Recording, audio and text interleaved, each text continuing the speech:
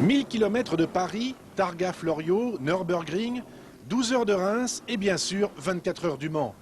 Des épreuves prestigieuses qui ont fait vibrer les années 60 et dont les grandes animatrices avaient alors pour nom Cobra, Lola, Ford GT40, Lotus 23 ou Alpine M63 et bien sûr Porsche 911 pour ne citer qu'elles. Des courses qui sentaient bon l'huile et qui étaient bercées par les hurlements rauques des gros V8. Aujourd'hui, ces voitures appartiennent à la catégorie des véhicules historiques de compétition, les VHC, et elles se sont retrouvées pour la 4e année consécutive sur le circuit Paul Ricard pour disputer une des épreuves qui leur est réservée, les 2 tours d'horloge.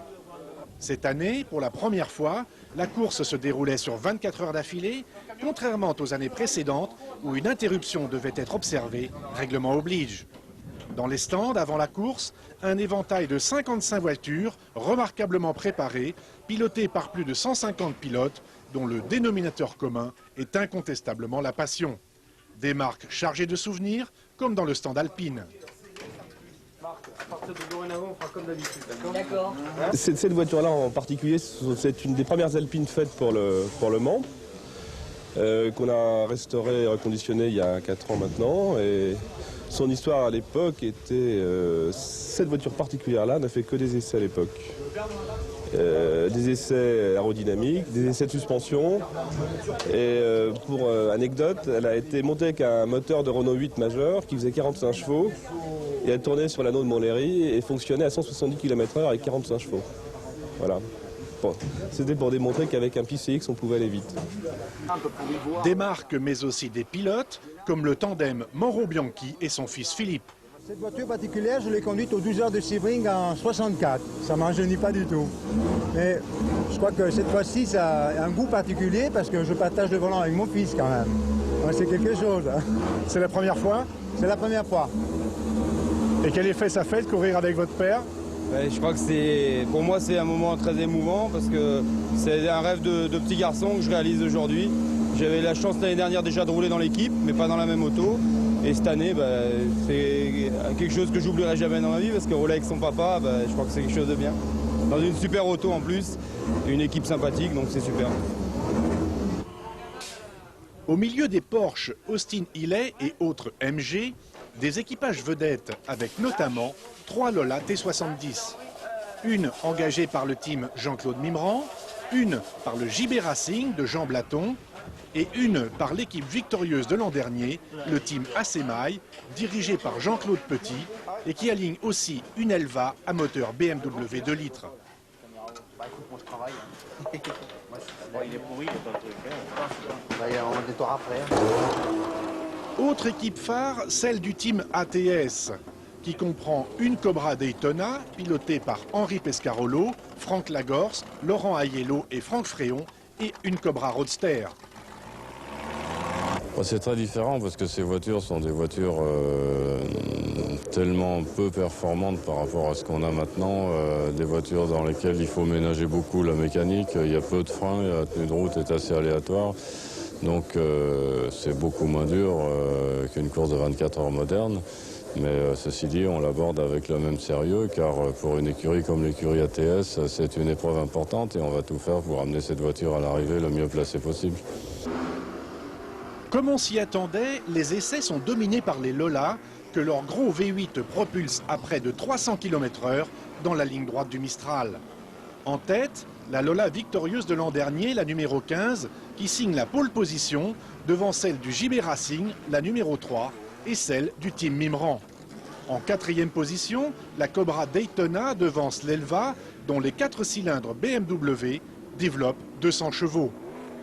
On trouve ensuite en 5e position l'étonnante petite Lotus 23, pilotée par André Bailly, Pierre Gary, Jean-François Benz et le jeune Boris de Richebourg, qui à 17 ans est le plus jeune pilote du plateau. Quant à la magnifique Ford GT40, elle se classe 8e de ses essais. Mais Jean Blaton prendra le départ sur la Lola T70. Un moteur de 5,7 litres, c'est une voiture rapide qui malheureusement a encore les pneus et les roues d'origine qui sont un petit problème par rapport à la vitesse de la voiture. Il faut savoir qu'on a ici un rapport de boîte qui nous mène à peut-être plus de 285. pour des voitures de ces années, c'est beaucoup et la chicane est évidemment étant supprimée, ça nous amène à de ces vitesses. C'est des voitures que j'ai beaucoup admirées en étant jeune et avant que je commence à rouler. Et ces voitures tournent toujours parce qu'elles sont bien préparées, bien entretenues et très bien conduites. C'est merveilleux de voir ces voitures encore rouler aujourd'hui. Et pour les spécialistes, prenons place aux côtés d'Alain Cudini dans la Lola numéro 15.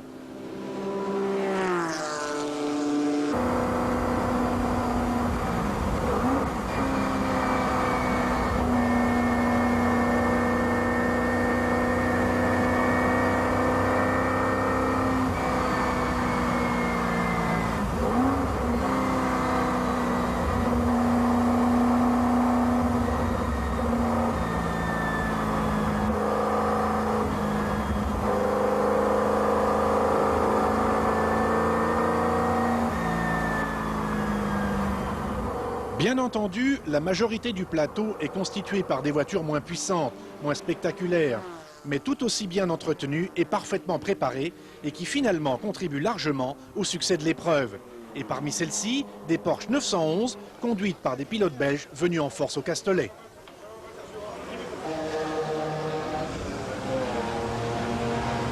Nous avons débuté avec cette voiture au Liège-Rome-Liège. C'est un rallye d'endurance qui se passe en Belgique, enfin départ à Liège, et je suis liégeois. Alors suite à ça, comme ce n'est pas tout à fait notre truc, disons la régularité, on a commencé petit à petit par modifier les suspensions, et puis on a rénové le moteur, mis des nouveaux amortisseurs. Et alors, nous sommes venus tout à fait par hasard, il y a 2 ans, 24 heures, donc aux deux tours d'horloge. Et ça nous a énormément plu et on a continué dans ce sens. Donc nous participons à 3-4 épreuves d'endurance organisées par Eric. Et c'est très sympathique. Il y a très longtemps que je roule et c'est l'ambiance d'antan, c'est ça qui est formidable. Ce sont des voitures assez difficiles à piloter, mais dès qu'on commence à les trouver, un tout petit peu à les comprendre, en principe, elles vont pas mal.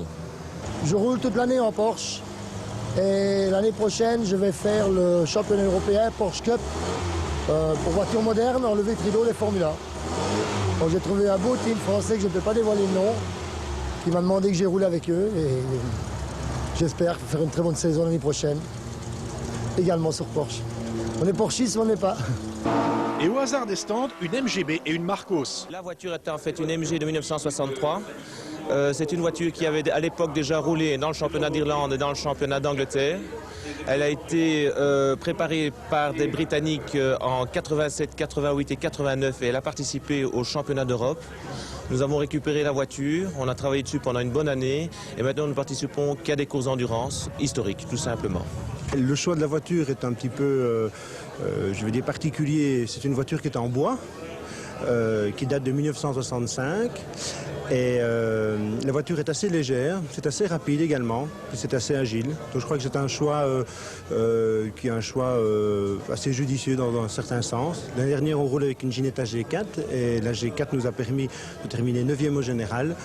Cette année-ci, nous avons eu beaucoup de problèmes pendant les essais, un moteur cassé et pas mal de petits soucis. On espère au moins terminer. Les ravitaillements en essence étant interdits dans les stands, tout le monde est à la même enseigne. Il faut faire la queue à la pompe. Mais 15 heures approchent et l'heure est aux choses sérieuses. Une à une, les voitures sont amenées sur la piste.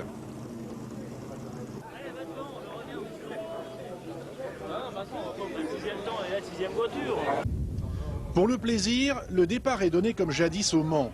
Un moment d'émotion pour ceux qui y ont déjà assisté et une découverte pour les plus jeunes.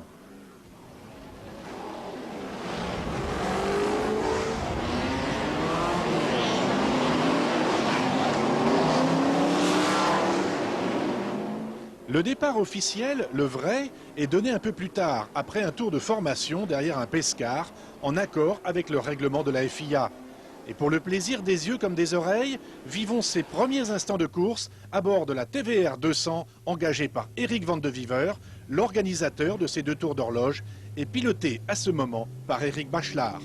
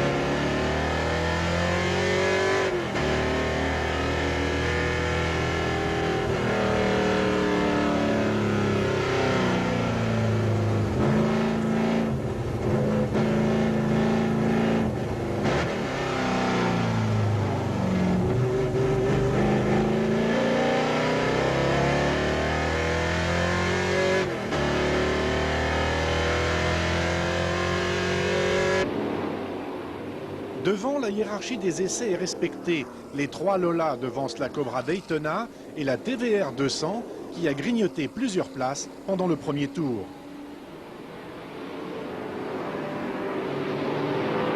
On trouve ensuite l'Elva, la GT40, le Roadster Cobra et la première Lotus 23 qui porte le numéro 28.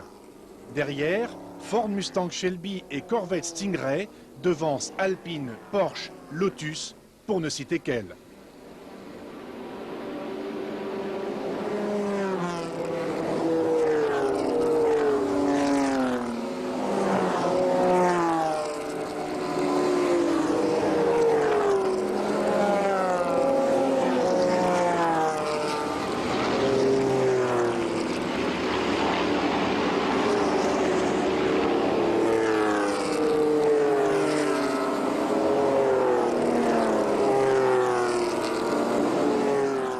Et toujours pour le plaisir, reprenons la piste avec Alain Cudini et la Lola T70, victorieuse en 1994.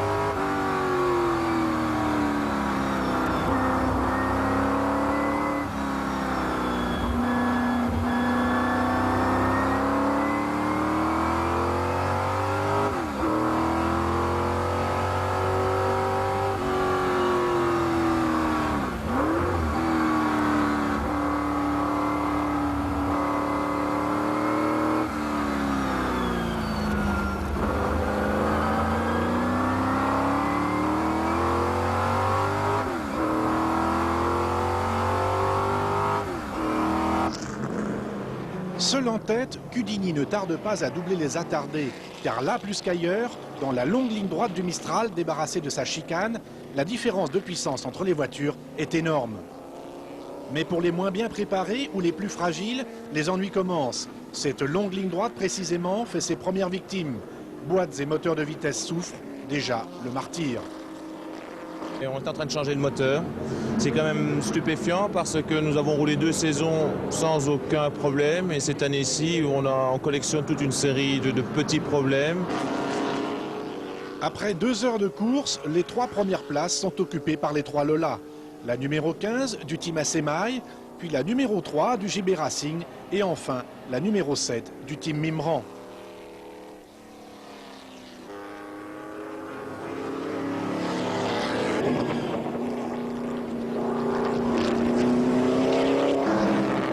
L'Elva se retrouve 4e en embuscade devant la TVR d'Eric Van de Viver.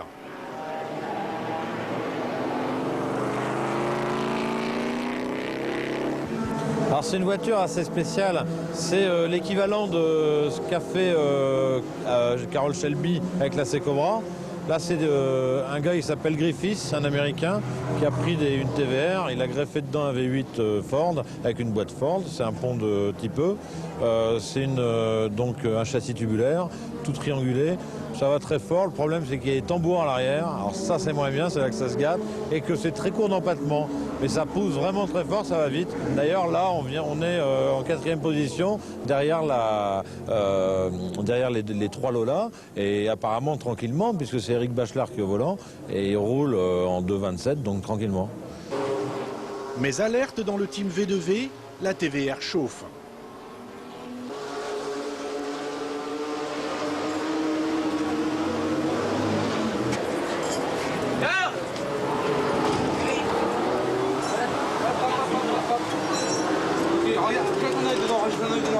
Pour l'instant, je ne sais pas très bien, il y a une fuite d'huile. La voiture continue à fonctionner très très bien. Il y a de plus en plus de fumée dans l'habitacle, alors je préfère m'arrêter parce que bon, c'est des voitures anciennes, il faut les respecter. Et mais là, c'est en train de voir, je crois que ça doit venir soit de la boîte, soit du pont. Mais en tout cas, bon, ça ne s'annonçait pas très bien, donc je préfère m'arrêter avant que tout soit cassé. Et toujours le passage obligé à la pompe.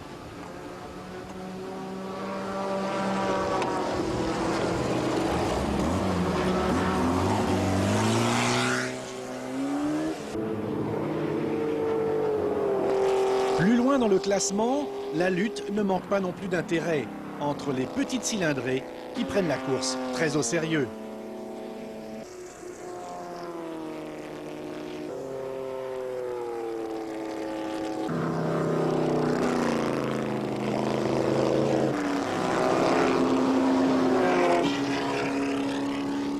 Une course toujours orchestrée, bien entendu, par les gros moteurs.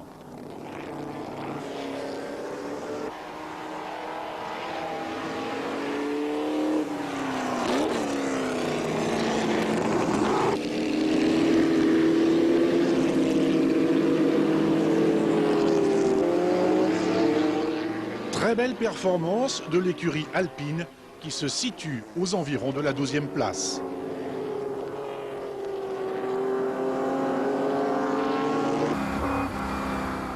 Quant à la voiture de tête, elle tourne, quoi de plus naturel, comme une horloge.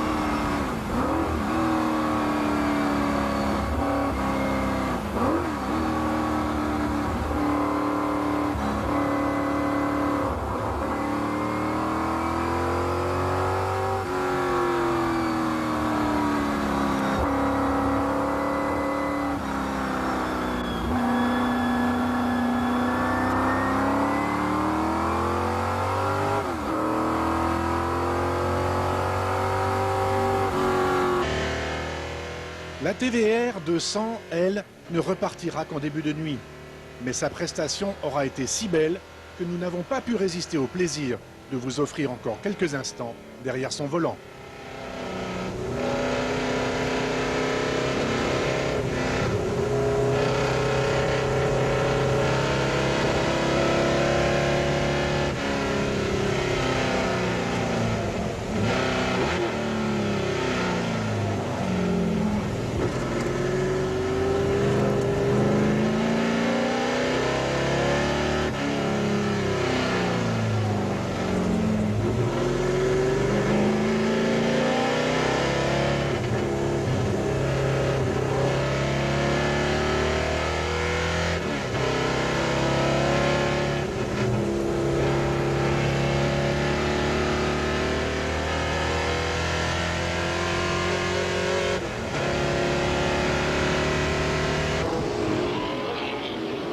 L'autre TVR engagé, une 400, navigue en milieu de peloton, encadré par un paquet de Porsche, d'Austin Hillet et d'Alfa Romeo.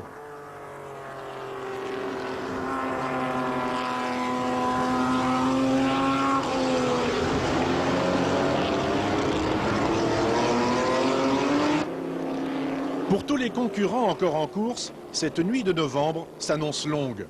Un peu avant 18 h, le soir descend sur le circuit Paul Ricard. Il va faire place à la nuit avec ses incertitudes, ses angoisses, ses drames et ses joies.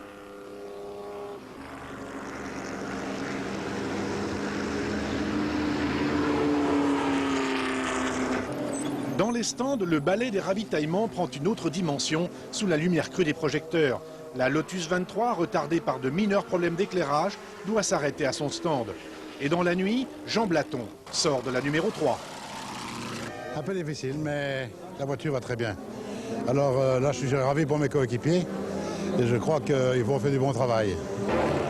Quant à Marc Duez, un de ses coéquipiers, justement, il découvre les épreuves de VHC.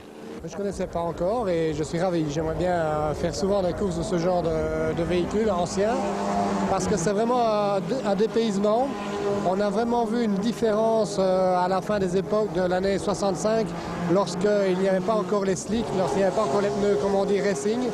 Et ça change beaucoup. Les voitures flottent, elles sont moins précises, elles sont beaucoup plus difficiles à conduire. Donc il faut se remettre à l'époque. Et c'est bien, c'est autre chose, mais c'est bien. Au début de la nuit, la Cobra Daytona, alors pilotée par Franck Lagorce, est ramenée à son stand. Dans le premier gauche de la verrerie, Lagorce est sorti violemment et a heurté les pneus. J'ai un problème de frein là, quand je suis rentré dans la verrerie. Au moment où j'ai pris les freins, rien du tout.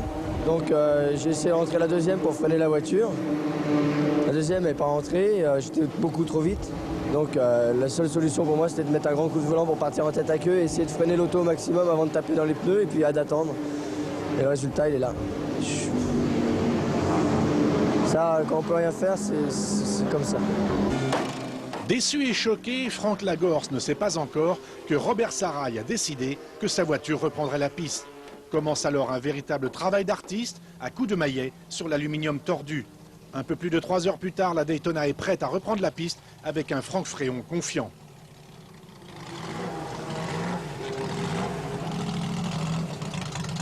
On ira de toute manière pas chercher une cadence d'enfer puisque tous espoirs de victoire sont envolés. Mais non, ça sera sûr. Malheureusement, un tour plus tard, la numéro 29 abandonne, terrassée cette fois par sa direction. La Daytona n'est pas la seule à connaître des ennuis. Eric Van de Viver, direction cassée, a terminé sa course dans un bac à gravier. On va tout de même essayer de réparer, parce qu'on est là pour ça. Hein. Une suspension cassée, ça existe dans tout. On va essayer de réparer. Mais malgré les efforts des mécaniciens, la sentence tombe, c'est l'abandon. La Lola du JB Racing aussi ne va pas passer la nuit. Un joint de culasse va en décider autrement. Mais elle s'est mise à chauffer brutalement, donc on a marqué un arrêt, on a cherché, on a purgé, on n'a pas trouvé de cause immédiate, hormis le fait qu'il manquait de l'eau. Donc elle est repartie pour quelques tours, mais comme on pouvait s'y attendre, ça a recommencé, donc c'est très vraisemblablement un joint de culasse qui a lâché. Dans le team Asemaï, par contre, rien ne vient contrarier le tableau de marche de la Lola de tête. D'autant que la numéro 7, alors en deuxième position, vient de sortir au bosset. Tout va bien là pour l'instant, on est reparti à neuf avec des pneus, plaquettes neuves, on a fait le complément d'huile. Tous les manos sont corrects, donc de toute manière on va pouvoir soulager un peu vu que la voiture qui était en seconde position a fait un tout droit au bosset. Dans le camp alpine, la numéro 19, pilotée par les deux jeunes, Loïc Depailler et Stéphane Ortelli, associés aux deux un peu moins jeunes, Jean-Jacques Paoletti et Hubert Mechler, pointent en 8e position. La nuit est éprouvante pour les mécaniques comme pour les hommes, qui se relayent toutes les 2 heures. La fatigue des premières heures commence à se faire sentir. À mi-course, les deux Lola sont au commandement, la 15 devant la 7, espacée de 7 tours. et dans les stands, les mécaniciens ne chôment pas.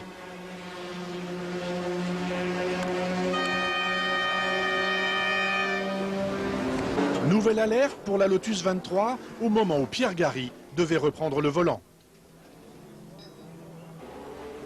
Ailleurs, les ravitaillements de routine se succèdent.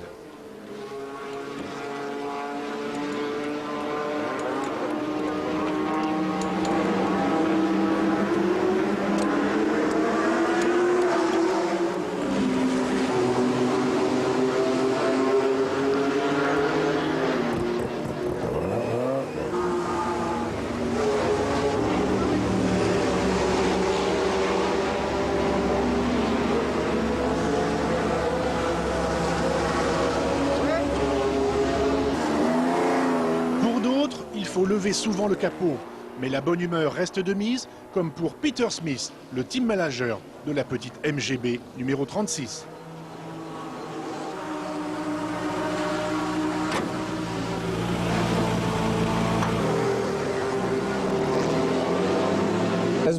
Comme ma femme a dit aujourd'hui, elle qui n'avait jamais assisté à une course de 24 heures, nous devons tous être fous pour nous amuser comme ça.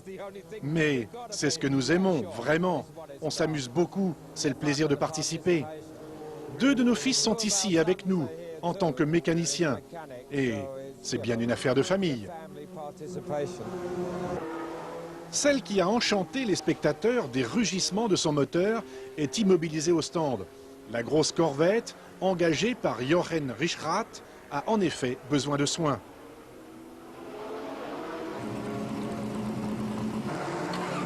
Mais au moment où elle va reprendre la piste, des flammes s'échappent des gros carburateurs Holley, déclenchant un moment de panique au sein de l'équipe allemande.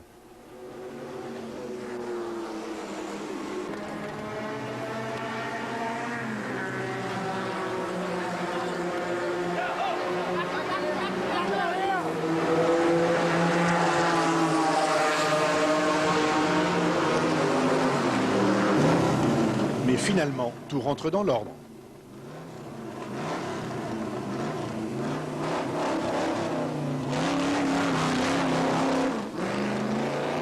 Quant à la Lotus 23, elle peut enfin repartir. Et au moment où je repartais pour mon relais, les mécanos m'ont arrêté. J'avais pas fait 2 mètres. Et ils ont vu du jeu dans le train arrière. On est rentré dans le box, je suis resté sanglé dans la voiture, j'ai attendu. Et ça a duré 3 quarts d'heure. C'était la transmission qui était desserrée, un cardan. J'ai pas bien vu ce qui se passait parce que j'étais toujours dans la voiture. Mais bon, ils ont travaillé comme des fous. Et au bout de 3 quarts d'heure, on est reparti et on devait être... on était très loin, très loin. Et pendant 1h45 de mon relais, j'ai essayé d'attaquer mais sans fatiguer la voiture. Et puis on est remonté de 11 places. Et maintenant, mon André Bailly, le propriétaire de la voiture, continue à remonter. Et il continue dans le même rythme. Et puis rien n'est perdu. On va jouer ça... On va jouer ça à l'endurance, tout le monde casse devant, alors on remonte. Au petit matin, certains tentent de prendre un peu de repos, pendant que sur la piste, la ronde se poursuit. 9 voitures seulement ont abandonné, un petit exploit qui a de quoi surprendre. Même les 24 heures du Mans ne peuvent revendiquer un tel exploit.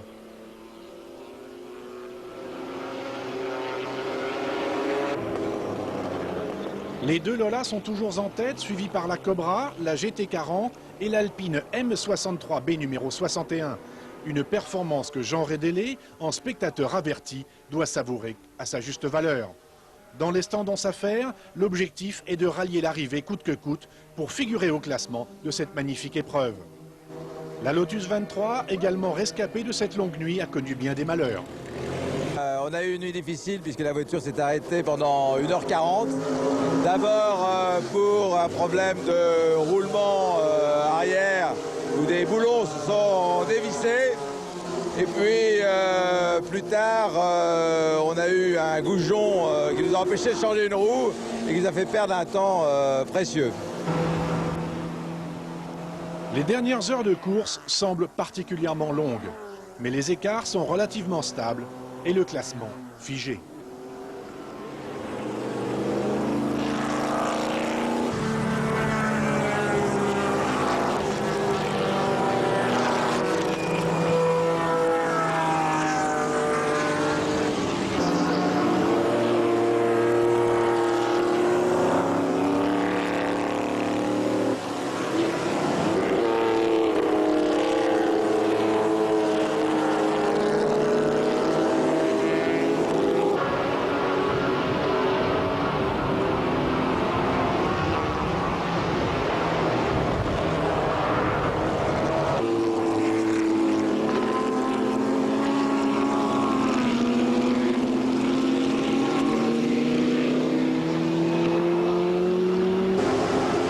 Dernier ravitaillement pour la Jaguar HWM, pilotée par une des rares femmes engagées, Véronique Urban.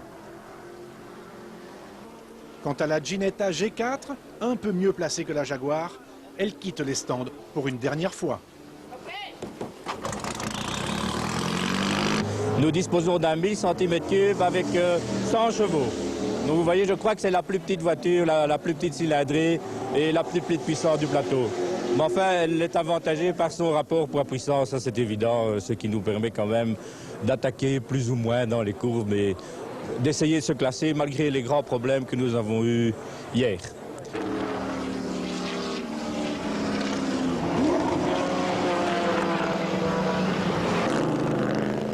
En tête depuis le départ, la Lola du Team Asemaï aura mené la course de bout en bout. Preuve de l'excellente préparation de cette voiture, conçue plus pour le sprint que pour l'endurance. Il est vrai que les pilotes n'auront jamais forcé leur talent. Mais à quelques minutes de l'arrivée, la pluie qui avait menacé ces 2 tours d'horloge fait son apparition. Dans la Lola de tête, la conduite se fait plus souple, l'heure n'est plus à la prise de risque.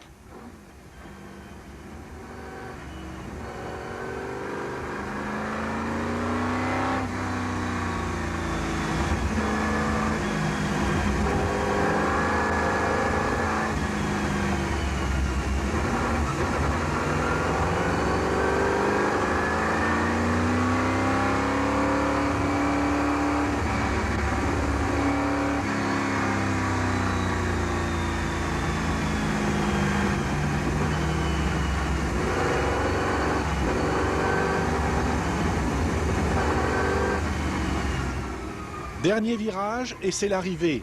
La numéro 15 compte 24 tours d'avance sur l'autre Lola, la numéro 7.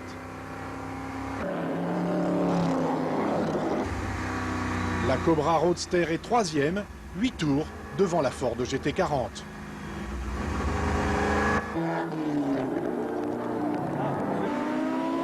Un beau podium qui aurait fait aussi honneur au circuit Bugatti au Mans et qui laissera de bien beaux souvenirs.